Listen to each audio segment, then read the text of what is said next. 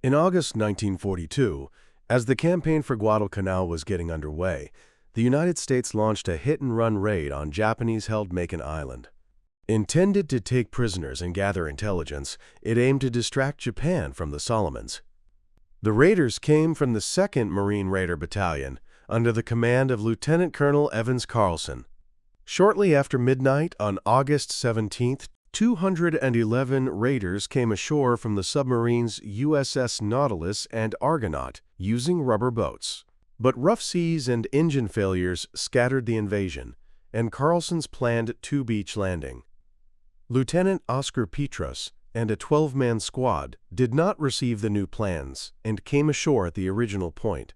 They pushed inland, ended up behind Japanese positions, and killed several defenders while knocking out enemy communications.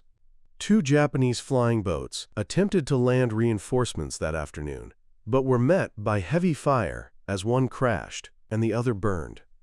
The withdrawal became the crisis that defined the raid.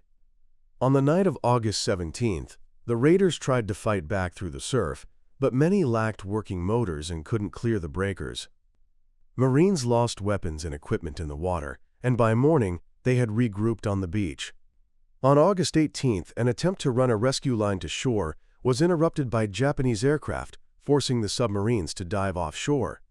Later that night, Carlson's men improvised a raft from rubber boats and native canoes, powered by the last functioning motors, and made a run to the lagoon entrance for pickup. American casualties were reported as 18 killed and 12 missing. One of the 12 missing was eventually identified among the Marine graves on Makin.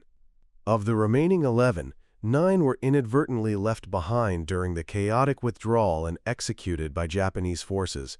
The remaining 2 were never accounted for. Japanese losses were disputed, with American estimates higher than Japanese records, but the garrison was heavily reduced.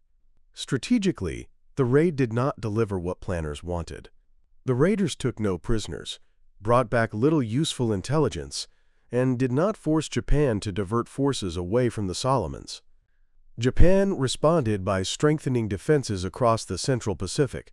Those heavier fortifications helped make the Gilbert and Marshall Islands campaigns more costly.